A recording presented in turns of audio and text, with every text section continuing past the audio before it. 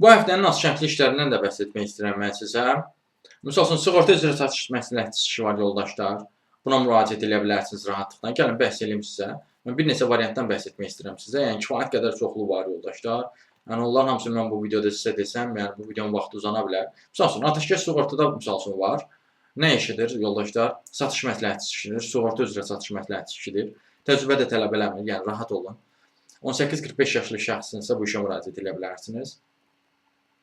Yəni mənim bu videoda sizə deyəcəklərim demək olar əksəriyyətində yəni təcrübə tələb eləmir və orta səviyyəli işlər sayılır onlar yoldaşlar.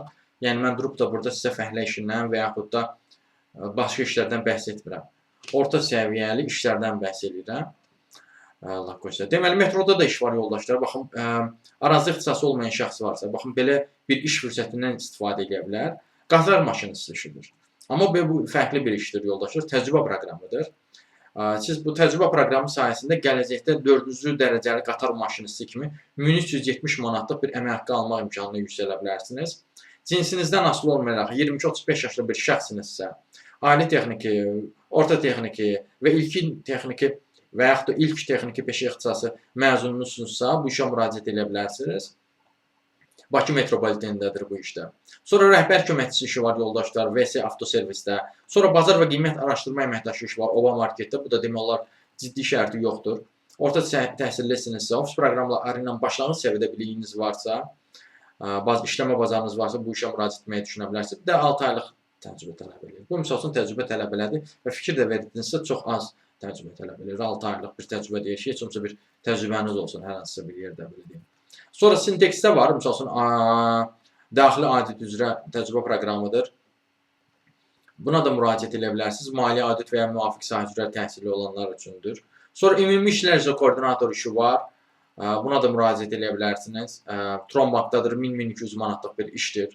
Ofis proqramlarında işləmə bacarınız varsa, bir illik heç olmasa administrativ işlər üzrə təcrübəniz varsa, buna da müraciət etməyi düşünə bilərsiniz. Sonra aktyor, aktrisa işi var, animator olaraq.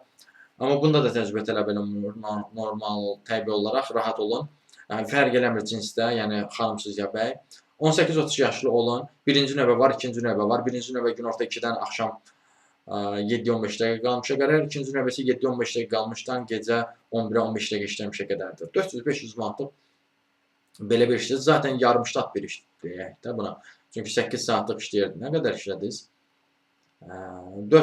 5 saat belə deyim, 5 saatlıq bir işdir.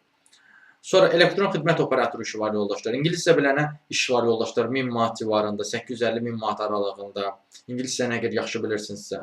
Sonra HR köməkçisi işi var Asprotok şirkətində. Sonra satış koordinatoru işi var. Başqa yerdə də reception işi var, satıcı işi var, operator işi var, audit köməkçisi işi var.